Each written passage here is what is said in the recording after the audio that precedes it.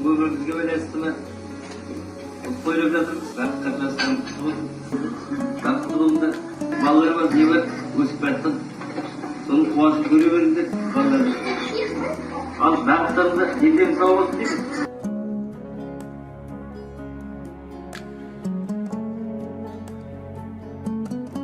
Руа Қыдырша, Шетпе кентінің азаматы, үлкенге ізетті іні, кішіге сыйлы аға, балаларына қамқор да аяулы әке, жұбайына асыл жар болған Сафиев Ағзам Қадырбайұлы бүгінде тірі болса, сәуір айында 70 жасқа толар еді. Шалқыған мерейтойың болар еді. Амал не?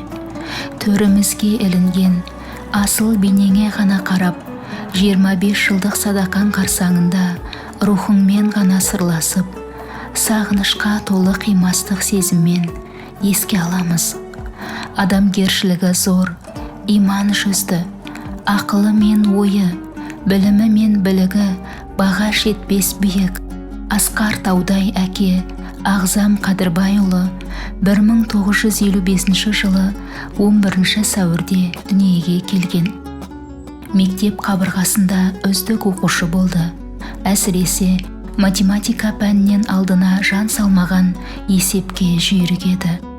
9 сыныпта математика пәнінен Қырымның Симферополь қаласындағы бүкіл одақтық олимпиадаға қатысып, Маңғыстау мақтаныш атанған. Сол олимпиадада математик ғалымның көзіне түсіп, бала Ағзам Мәскеуге жоғарғы математиктер мектебіне шақырту алады. Алайда ол ұсыныстан бас тартып, Симферополь қаласында білім алу жолын таңдады. 1972 жылы нөмірі 2 орта мектепті үздік бітіріп, Алматы политехникалық институтына оқуға түсті. Институт қабырғасында жүргенде де группаның старостысы болып, оқуын қызыл дипломмен тамамдады. Сол кездегі мұғалімі Ағзамның асқан білімділігін дәріптеп, Арман алға жетелейді тақырыбында газетке мақала жариялады. Сол жарық көрген мақала бүгінгі күнге дейін сақтаулы. Бүгінде ұрпақтары оқып, әлі күнге дейін мақтанышпен еске алады. Ағзам Қадырбайұлы ортасында да сондай сыйлы жан болатын. 2015 жылы 60 жасқа толған, өмірден өткеніне 15 жылдық еске алу садақасына бірге оқыған жолдастары келіп қатысып, өмірден өтсе де сол баяғы құрметтерін көрсете білді. 1978 жылы көгілдір көктем айында Дина апаймен бас қосып шаңырақ көтерді. Марқұм Амангелді көкесімен Тілек жеңешесі шаңыраққа түскен келінін қуана қарсы алып, шалқытып дүбірлі ұлан асыр тойларын жасады. Міне бүгін сол тойға қатысқан куәгерлер ортамызда осы бас қосуда отыр. Бір-біріне қалтқысыз сеніп, қуанышта да, қайғыда да қасынан табылып, жан сырын ақтарған, нағыз достықтың үлгісін көрсете білген рухани жақын жан досы Сегізбай ағайда досының қазасына қатты қайғырып, жүрегіндегі тілімденген достық сағынышын ақ параққа түсіріп, аудандық газет бетіне үлкен мақала қылып жариялады. Ағзам ағай сонымен қатар қайын жұртына да өте жақсы сыйлы күйеу бола білді. 93 жасқа келіп өмірден өткен қайнатасы Ақжанов Үстұрған ақсақалда, қайнағасы Сайлауда Ағзамды қатты жақсы көріп, адамгершілік асыл қасиеттерін үнемі мақтан етіп айтып отырушы еді. Ағзам ағай өмірінің ақырына дейін Қызылтұран Ұлутас карьерінде басшылық қызметте болды. Еңбек еткен ортасына сыйлы, кісілігінен кішілігі мол, өнегелі кескін келбет, көркем мінезімен, асқан адамгершілігімен қызметте де абыройдың биігінен көріне білді. Халықтан, еңбек еткен ортасынан, ағайын тума, дос жаран, көрші көлемдерден өзінің адамгершілік қасиеттермен алған алғысы өлшеусіз жан еді. Артына 4 ұрпақ қалдырды. 1 ұл, 3 қыз. Тұңғышы Сейітжанның диплом алған маңызды сәтінде көре алмай, небәрі 45 жасында өмірден өтіп кете барды. бірақ бойындағы, қанындағы асыл қасиеттен ұрпақ бойына дарығаны қуантып, көңіл жұбатады. Үлкен ұлы Сейітжан білім саласында басшылық қызметте болса, қыздары Әсем, Гүлфайрус, Айдана әке эстафетасын жалғастырып, бәрі де жоғарғы оқу орнын үздік қызыл дипломмен аяқтап, бүгінде абыройлы, мақтаулы маман иелері. Ең кіші қызы Айдана әкесіне небәрі 6 жасында қалған еді. 6 жаста кішкентай болса да, әкесінің суретін кеудесіне басып, өксігін баса алмай, езіліп отырушы еді.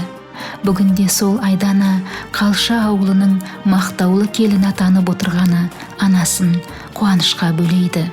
Жұбайы Дина апай Аллаға шүкіршілік етіп, балдарын құтты орынға қондырып, Құдайдың берген немере жиендерін сүйіп отырған өнегелі өрісті ана, кішкентайларға ақ мама деген аты бар сүйікті әже, зейнеткер, ардагер ұстаз ана.